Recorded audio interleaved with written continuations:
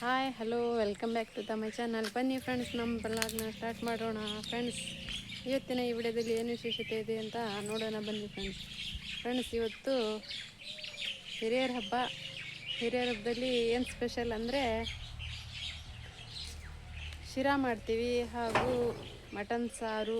ನಮ್ಮ ಪಾತ್ಯ ಕೊಡ್ಸೋಕ್ಕೆ mutton ಸಾರೇ main ಬೇಕು. ಯಾಕಂದರೆ ನಾವೆರಡು ಬರ್ತನ್ ಮಾಡ್ತೀವಿ. ಬರ್ತನ್ ಅಂದರೆ ಅನ್ನ ಸ್ವಲ್ಪ ಅಂದರೆ ಇದು ಮಟನ್ನಲ್ಲಿ ಕಲಿಜ ಅಂತೀವಿ, ಅಂದರೆ ಲಿವರು ಅದರದ್ದು. ಆ ಲಿವರು ಆಮೇಲೆ ಅದನ್ನು ಇಟ್ಟು ಒತ್ತಿ ಇಡ್ತೇವೆ ಫ್ರೆಂಡ್ ನಾವು. ಆಮೇಲೆ ಇದು ಶಿರಾ ಮಾಡಿ ಆಮೇಲೆ ಫ್ರೂಟ್ಸು ಏನೇನು ಬೇಕು ಎಲ್ಲ ಫ್ರೂಟ್ಸ್ ಇಟ್ಟು ಆಮೇಲೆ ಹೂವು ಒಂದು ತಟ್ಟೆಯಲ್ಲಿ ಹೂವು ಇಡ್ತೇವೆ ಫ್ರೆಂಡ್.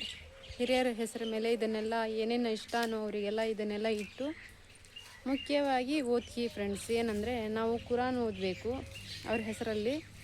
ನಮಗೆ ಎಷ್ಟಾಗುತ್ತೋ ಅಷ್ಟು ಒಂದು ಕುರಾನ್ ಅಂತೂ ಓದಲೇಬೇಕು, ಓದಿದವರು ಓದಲೇಬೇಕು ಫ್ರೆಂಡ್. ಅವ್ರ ಹೆಸರಿನ ಮೇಲೆ ನಾವು ಅಡುಗೆಗಿಂತ ಮುಂಚೆ ಓದ್ಕಿನೇ ಮೇನ್ ಅವ್ರ ಹೆಸರ ಮೇಲೆ ಹೋಗೋದು. ಅದಕ್ಕೆ ನಮ್ಮ ಹಿರಿಯರ ಹಬ್ಬ ವರ್ಷದಲ್ಲಿ 2 ಸತಿ ಬರುತ್ತೆ. ಒಂದು ಈ ತಿಂಗಳಲ್ಲಿ, ಇನ್ನೊಂದು ಬಕ್ರೀದ್ ತಿಂಗಳಲ್ಲಿ ಬರುತ್ತೆ. 2 ಸತಿ ಮಾಡ್ತೇವೆ ಫ್ರೆಂಡ್. ಅದು ಎಲ್ಲ ಇಟ್ಟು ಒತ್ತಿಗೆ ಇಡ್ತೇವೆ ಫ್ರೆಂಡ್. ಇಟ್ಟು ಆ ಹೂವನ್ನ ಒತ್ತಿಗೆ ಇಡ್ತೇವಲ್ಲ, ಆ ಹೂವು ಅದನ್ನೆಲ್ಲ ತಗೊಂಡು ಹೋಗಿ ಬೆಳಗ್ಗೆ ಅವರು ಸಮಾಧಿ ಇರುತ್ತಲ್ಲ ಆ ಸಮಾಧಿ ಮೇಲೆ ನಾವು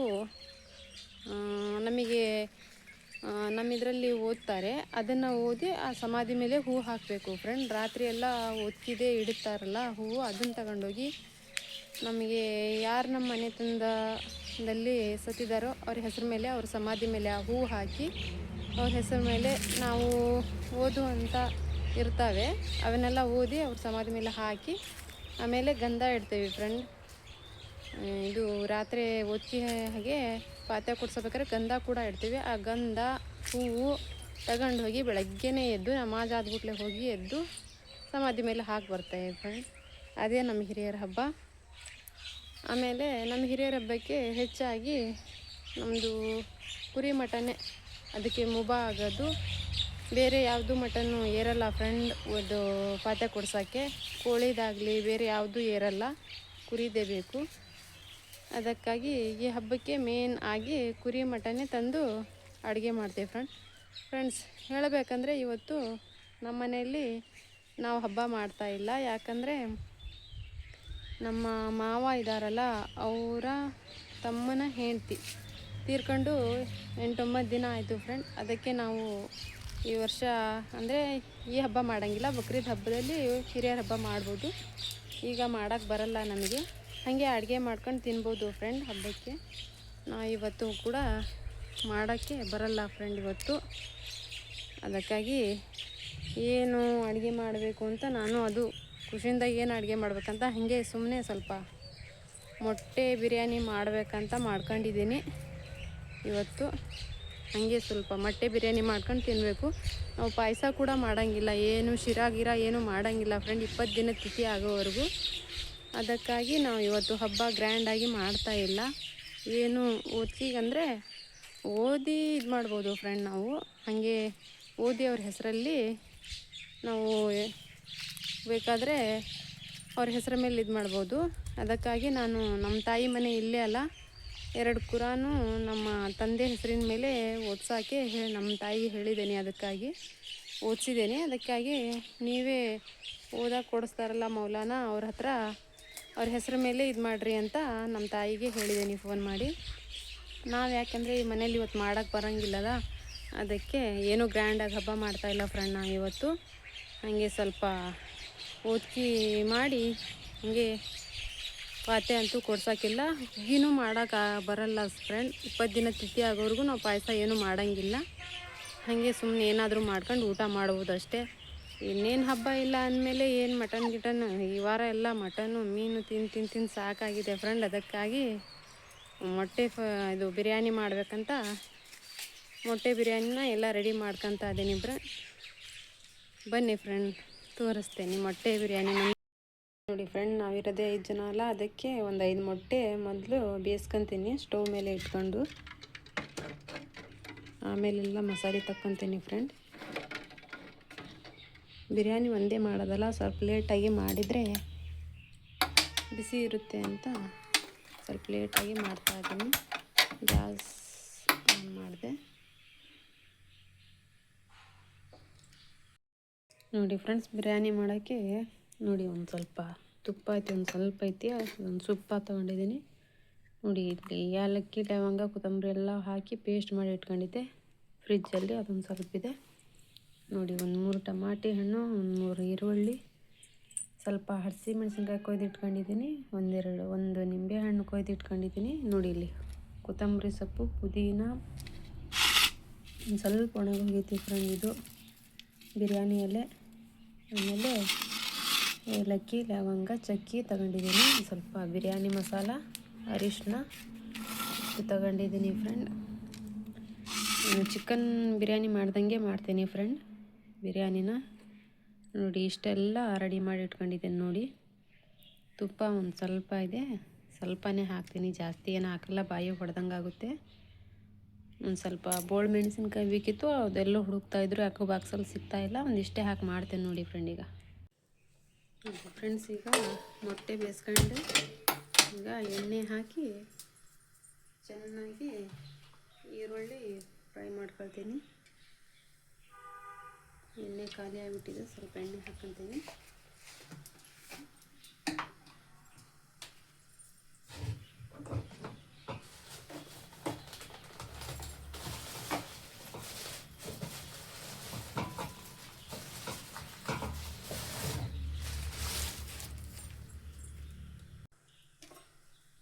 ನೋಡಿ ಒಂದು ಸ್ವಲ್ಪ ತುಪ್ಪ ಹಾಕ್ಕೊಳ್ತೀನಿ.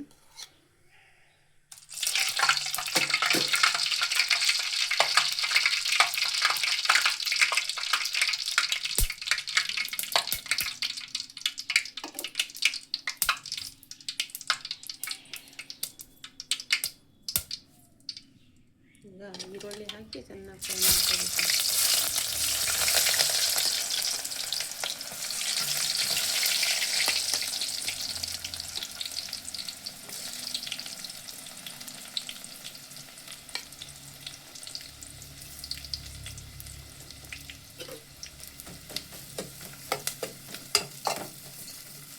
ನೋಡಿ ಈರುಳ್ಳಿ ಚೆನ್ನಾಗಿ ಫ್ರೈ ಆಗಬೇಕು ಫ್ರೆಂಡ್. ಈಗ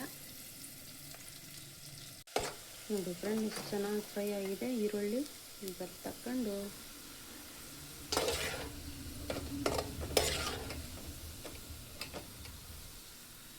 ಬರೀ ಒಂದು ಸ್ವಲ್ಪ ಬಿಟ್ಟು ಈಗ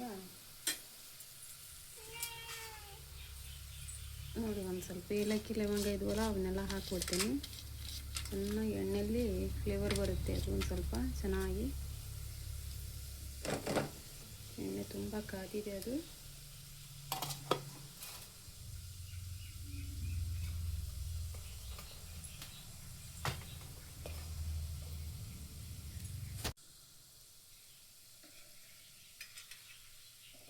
ಈಗ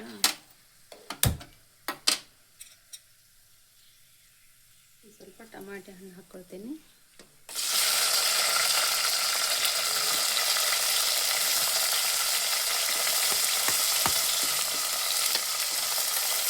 ಅದು ಕೂಡ ಒಂದು ಸ್ವಲ್ಪ ಎಣ್ಣೆಯಲ್ಲಿ ಚೆನ್ನಾಗಿ ಟೊಮೆಟೊನೂ ಕೂಡ ಬೇಯಬೇಕಿದ್ರಲ್ಲಿ.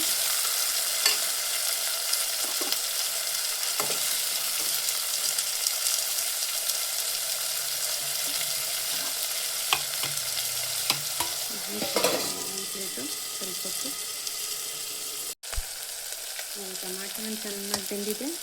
ಈಗ ಹಸಿಮೆಣಸಿನ್ಕಾಯಿ ಹಾಕ್ಬಿಡ್ತೀನಿ. ಅದೊಂದು ಸ್ವಲ್ಪ ಇದಾದ್ಮೇಲೆ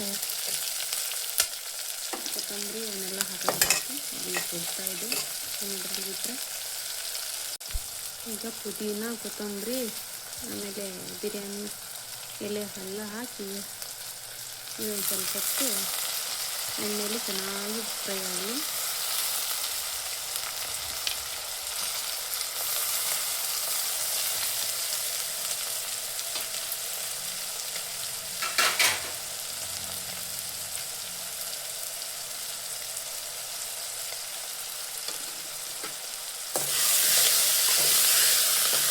ನೋಡಿ, ಬಿರಿಯಾನಿ ಎಲೆ ಹಾಕಿದ್ರಂತೂ ಎಷ್ಟು ಚೆನ್ನಾಗಿ ಸ್ಮೆಲ್ ಬರುತ್ತೆ ಅಂದರೆ ಭಾಳ ಚೆನ್ನಾಗಿ ಸ್ಮೆಲ್ ಬರುತ್ತೆ ಫ್ರೆಂಡ್ಸ್.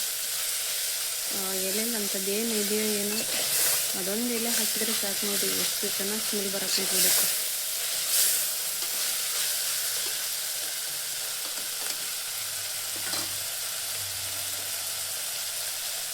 ಈಗ ಒಂದು ಸ್ವಲ್ಪ ಅರಿಶಿನ ಹಾಕೊಳ್ಳೋಣ.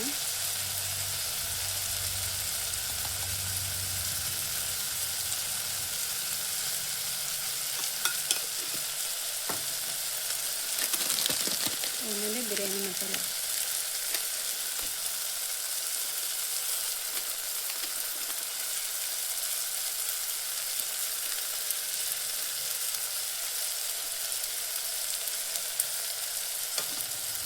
ಚೆನ್ನಾಗಿ ತಿರುಗಿ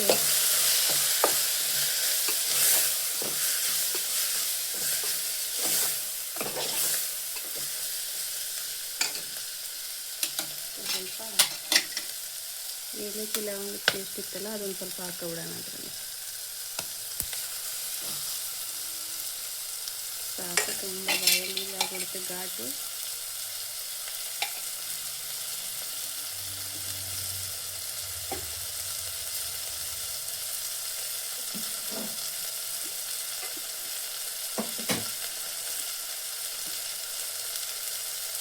ಈಗ ಒಂದು ಸ್ವಲ್ಪ ಉಪ್ಪು ಹಾಕ್ಕೊಂಡು ಚೆನ್ನಾಗಿ ತಿರುಗಿಸ್ಕೊಬಿಡೋಣ. ಈಗ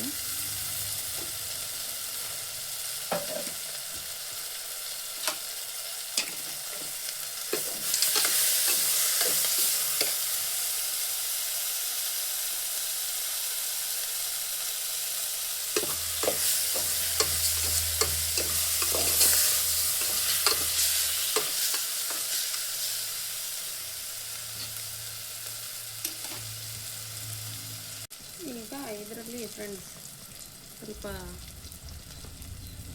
ಇವಿರ್ತಾವಲ್ಲ, ಇವನ್ನ ಮೊಟ್ಟೆ ಒಂದು ಸ್ವಲ್ಪ ಕೊಯ್ಕೋಬೇಕು. ಮಸಾಲೆ ಹಾಕ್ಕೋಬೇಕಂದ್ರೆ ನೋಡಿ ಈ ಥರ ಸ್ವಲ್ಪ ಕೊಯ್ಕೊಂಡು ಈ ಮಸಾಲೆಯಲ್ಲಿ ಸ್ವಲ್ಪ ಹಾಕಿ ತಕ್ಕೋಬೇಕು 1-2 ನಿಮಿಷ. ಅದಾಗ ಅದಕ್ಕೆ ಮಸಾಲೆ ಹತ್ಕೊಳ್ಳುತ್ತೆ ಫ್ರೆಂಡ್. ಇಲ್ಲಾಂದರೆ ಅನ್ನದಲ್ಲಿ ಸಪ್ಪೆ ಸಪ್ಪೆ ಸಪ್ಪೆ ಆಗಿಬರುತ್ತೆ ನೋಡಿ. ಈ ಥರ ಮಾಡಿ ಒಂದು ಸ್ವಲ್ಪ ಹೊತ್ತು ಈ ಮಸಾಲೆಯಲ್ಲಿ ಬಿಡಬೇಕು.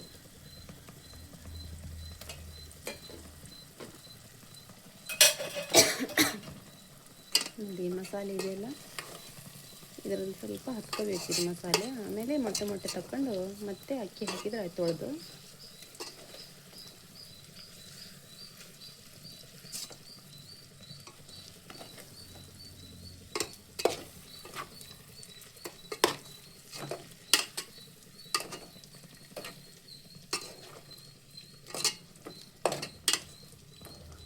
ಸ್ವಲ್ಪ ಬೆಚ್ಚಗಾಗಬೇಕು ಮಸಾಲೆ ಹತ್ಕೊಂಡು, ಆವಾಗಲೂ ಟೇಸ್ಟ್ ಬರೋದು ಮೊಟ್ಟೆ.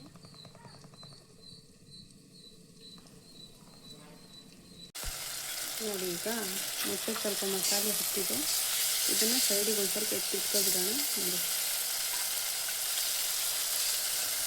ಈ ಥರ ಹತ್ತಿರುತ್ತೆ, ಸ್ವಲ್ಪ ಫ್ರೈ ಆಗಿರುತ್ತೆ.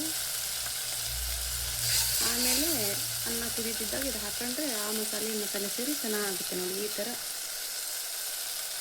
ಚೆನ್ನಾಗಿದೆ ನೋಡಿ.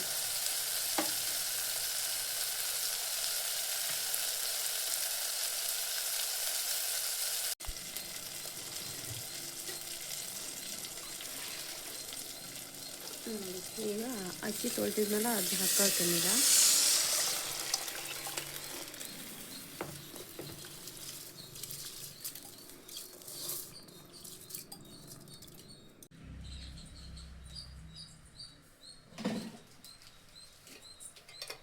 ನೋಡಿ ಫ್ರೆಂಡ್, ಈಗ ಸ್ವಲ್ಪ ಖಾರವಾಗಿರೋದಕ್ಕಾಗಿ ಸ್ವಲ್ಪ ಕೆಂಪು ಮೆಣಸಿನ ಪುಡಿ ಹಾಕ್ಕೊಳ್ತೀನಿ.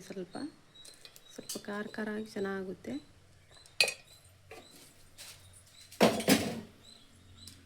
ಈಗ ಒಂದು ಸ್ವಲ್ಪ ನಿಂಬೆಹಣ್ಣು ಹಾಕ್ಬಿಡ್ತೀನಿ ರಸ.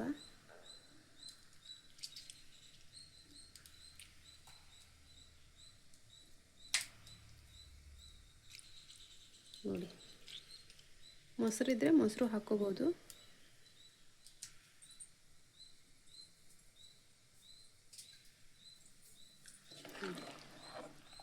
ಚೆನ್ನಾಗಿ ಕಲಿಸ್ಬಿಟ್ಟು ಒಂದು ಸ್ವಲ್ಪ ಹೊತ್ತು ಚೆನ್ನಾಗಿ ಕುದಿಬೇಕು. ಆಗಿಬಿಟ್ಮೇಲೆ ಈರುಳ್ಳಿನೂ ಮೊಟ್ಟೆ ಹಾಕ್ಕೊಂಡು ಬಿಟ್ಟರೆ ರೆಡಿ ಆಗಿಬಿಡುತ್ತೆ ಫ್ರೆಂಡ್. ಇದು ನೋಡಿ ಫ್ರೆಂಡ್, ಈ ಥರ ಅನ್ನ ಎಲ್ಲ ಮಸಾಲೆ ಹೀರ್ಕೊಂಡಿದ್ದೆ ನೋಡಿ.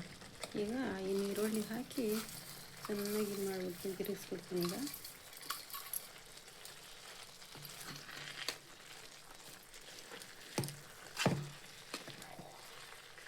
ಚೆನ್ನಾಗಿ ಅವಾಗ ಟೇಸ್ಟ್ ಕೊಡುತ್ತೆ. ಈರುಳ್ಳಿದು ಟೇಸ್ಟು ಅದರಲ್ಲಿ ಇಳಿಯುತ್ತಲ್ಲ, ಇನ್ನೂ ಚೆನ್ನಾಗಾಗುತ್ತೆ.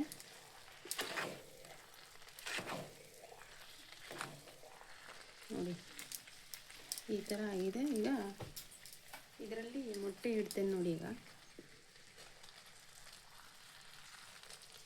ಅದರಲ್ಲಿ ಹಾಕಿ ತಿರ್ಸ್ಬಿಟ್ರೆ ಮೊಟ್ಟೆ ಫ್ರೆಂಡ್ ಹೆಂಗೆ ಬೇಕಾದಂಗೆ ಒಡೆದು ಹೋಗ್ಬಿಡ್ತವೆ. ಈ ಥರ ಮಾಡಿಬಿಟ್ರೆ ಮೊಟ್ಟೆ ಅನ್ನದಲ್ಲಿ ಮೇಲ್ಗಡೆನೇ ಸಿಗ್ತವೆ ತಕ್ಕಂತ ಇದ್ದಾಗ. ನೋಡಿ ಈ ಥರ ಹಾಕಿ ಮುಚ್ಚಬೇಕು.